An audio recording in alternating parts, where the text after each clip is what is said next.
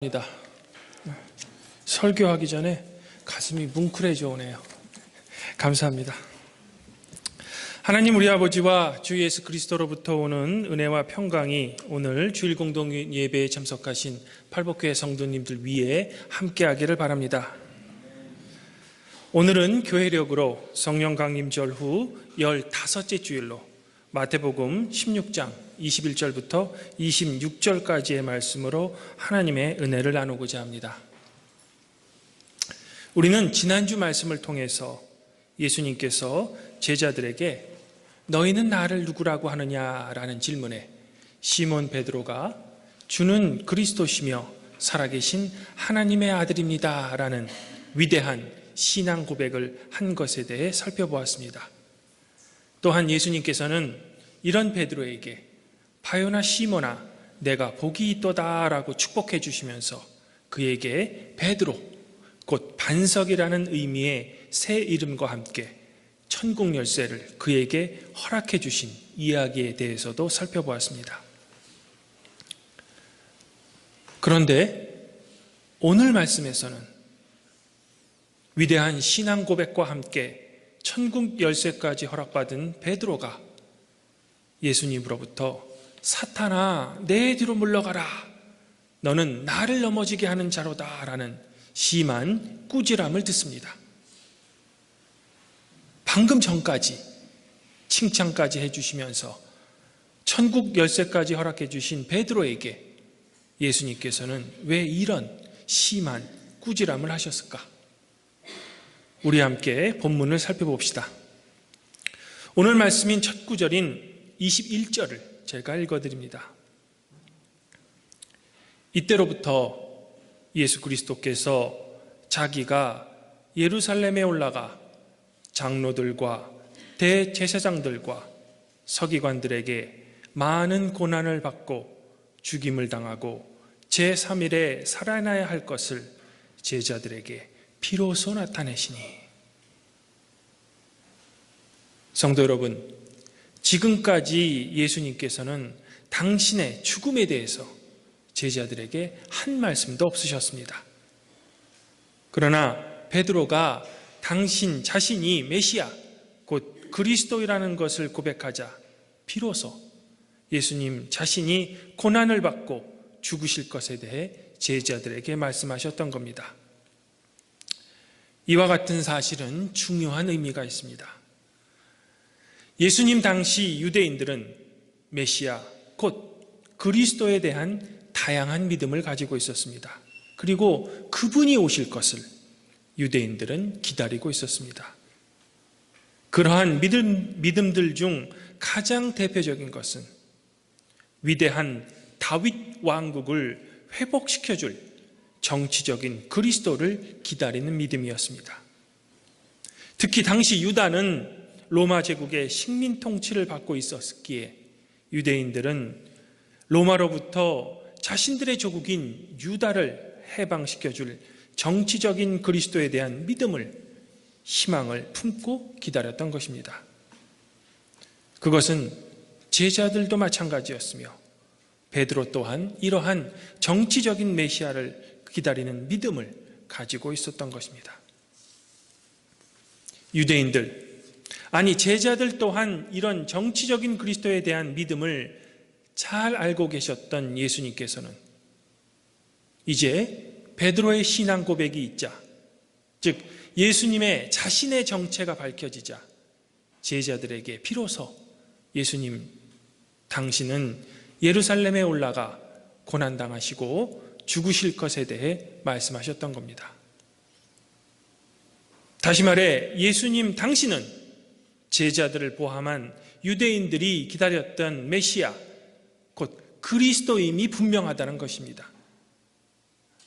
그러나 당신은 제자들이 믿고 기다렸던 영광과 권세를 누리는 정치적인 그리스도가 아니라는 것입니다. 오히려 자신은 진정한 하나님께서 보내신 그리스도시기에 고난을 받고 죽임당하실 것에 대해 제자들에게 알려주셨던 겁니다. 성도 여러분, 예수님께서 말씀하신 그리스도가 고난받는 분이라는 믿음은 이스라엘이 바벨론 포로 생활을 할 때 이사야 선지자가 외친 하나님의 말씀입니다. 하나님께서는 앞으로 다윗과 같은 정치적인 왕으로서의 그리스도를 보내실 것이 아니라 백성들의 죄값을 대신 치르는, 그래서 고난을 당하여 끝내는 죽는 종과 같은 분으로서 그리스도를 보내시어 백성들을 구원하실 것을 이사야 선지자를 통해 말씀하셨던 겁니다. 그 핵심 내용이 이사야 53장의 고난받는 종의 노래라는 말씀 속에 담겨져 있는 것입니다. 바로 영광이 아닌 고난받는 그리스도가 하나님의 뜻이라는 것입니다.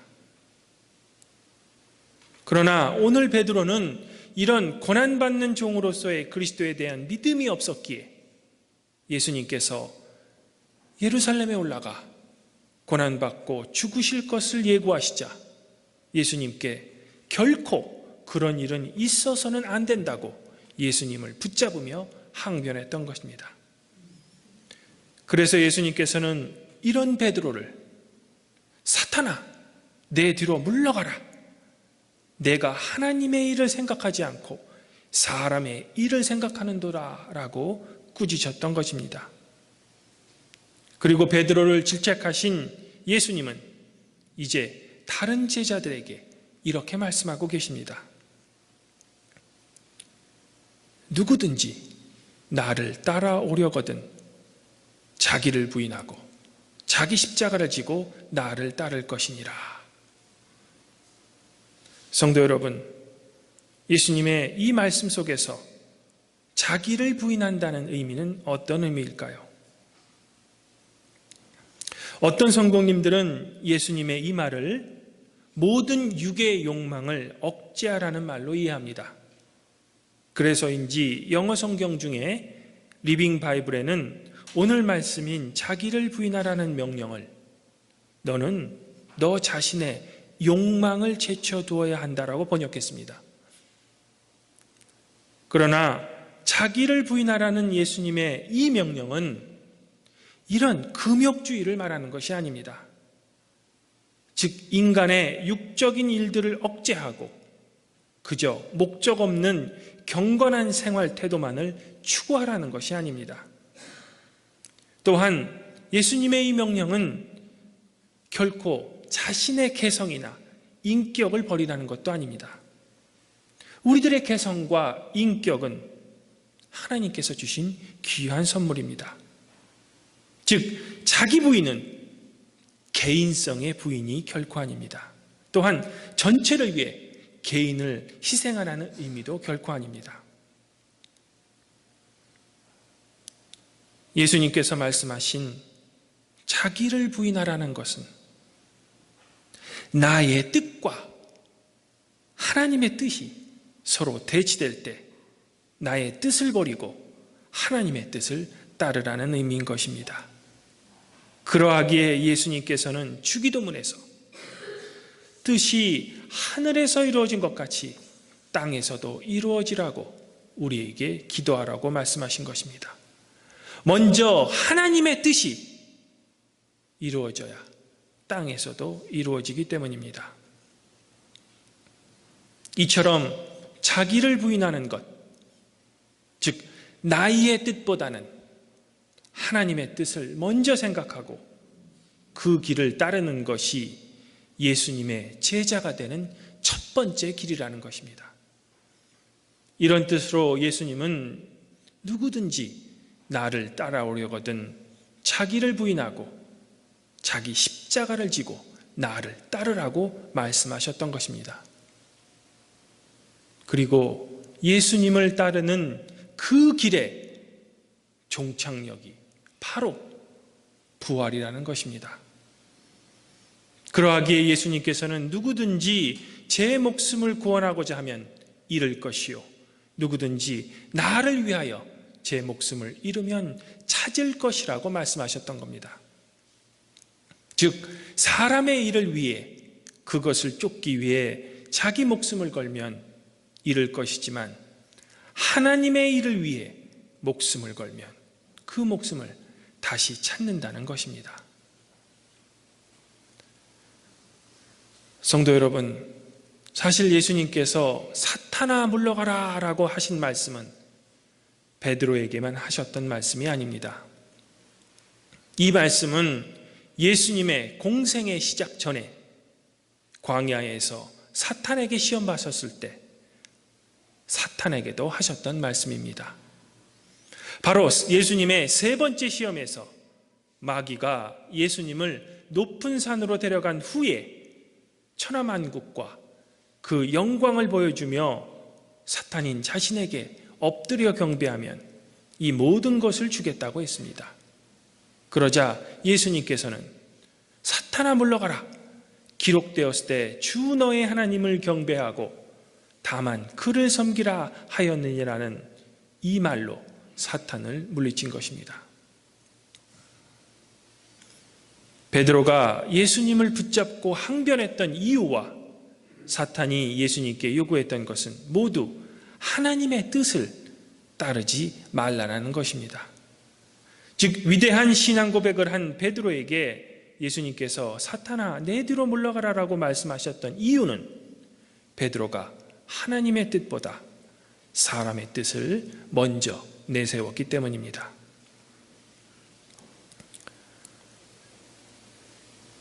성도 여러분, 그러나 우리가 하나님의 뜻과 사람의 뜻을 구분하기가 여간 어렵지 않습니다.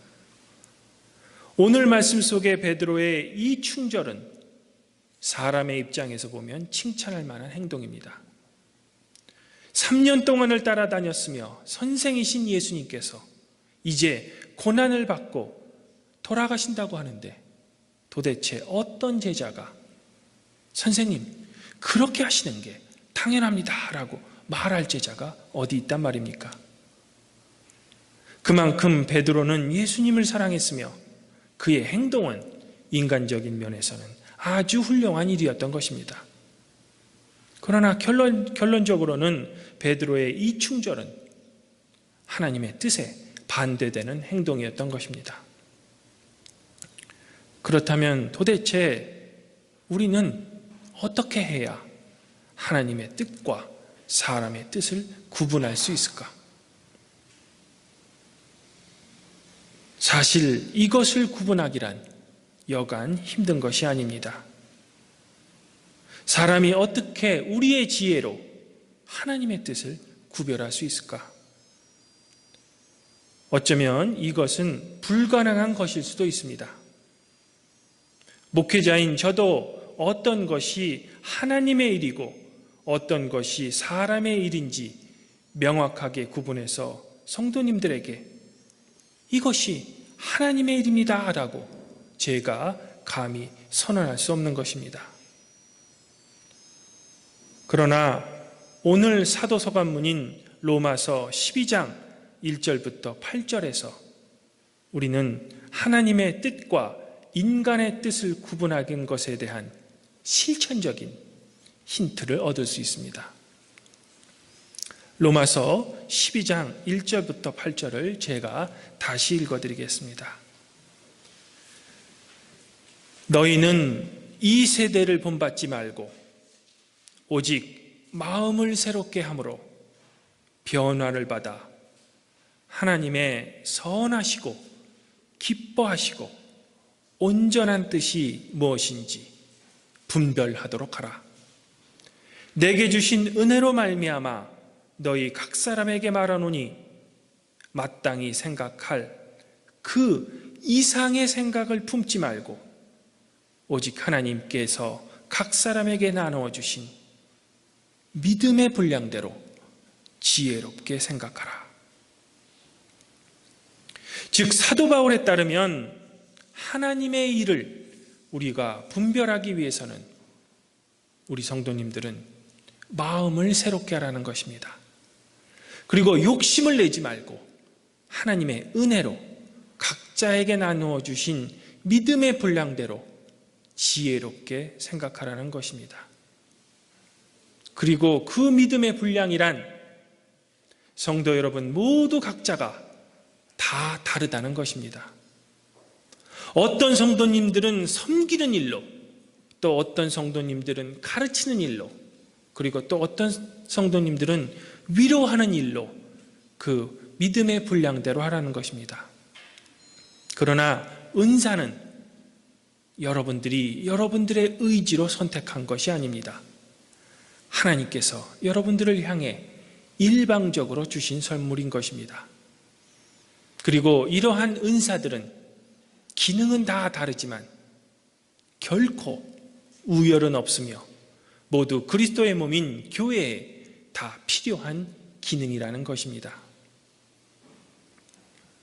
그러나 우리는 내가 선택한 은사가 아니라 하나님께서 주신 은사이기에 이것을 소중하게 여기지 않거나 자기의 은사를 남보다 더 높게 생각해서 우쭐대거나 아니면 남의 은사를 부러워하여 나의 은사를 가볍게 여기는 것은 하나님의 은혜로 은사를 주신 하나님의 뜻보다는 사람의 뜻을 먼저 생각하게 되는 것입니다.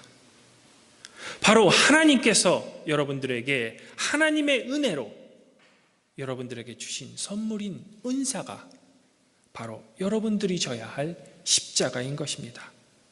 그리고 이것이 우리가 가장 먼저 할 수 있는 하나님의 일일 것입니다.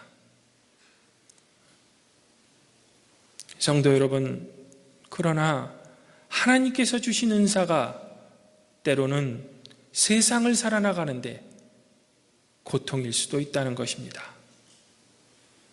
섬기는 일이란 여간 힘든 일이 아닙니다. 또한 가르치는 일 또한 쉬운 일도 아닙니다. 위로하는 일도 마찬가지인 것입니다. 또한 나는 왜 하나님께서 이런 은사를 주셨는지 다른 사람의 은사를 더 사모할 수도 있다는 것입니다. 성도 여러분, 예수님께서는 자기를 부인하고 자기 십자가를 지라는 이 말씀을 예수님 자신의 공생의 전체를 통해 우리에게 삶으로 증명하신 분입니다. 왜냐하면 하나님께서는 예수님께 고난을 받고 십자가에 달려 죽으라고 하셨기 때문입니다. 이것이 예수님께 하나님이 주신 일인 것입니다. 그러나 그 일은 예수님 또한 감당하기 정말 고통스러운 일이었습니다. 그래서 육을 입으신 예수님께서는 사람의 의지로는 피하고 싶은 일이었던 것입니다. 그러나 예수님께서는 순종으로 하나님의 뜻을 자신의 뜻보다 우선시하신 것입니다. 그러하기에 예수님께서는 마지막 겟셋마네 동산에서 내 아버지여, 만일 할만하시거든 이 잔을 내게서 지나가게 하옵소서. 그러나 나의 원대로 하지 마옵시고 하나님의 원대로 하옵소서라고 하나님께 간절하게 기도할 수 있었던 것입니다.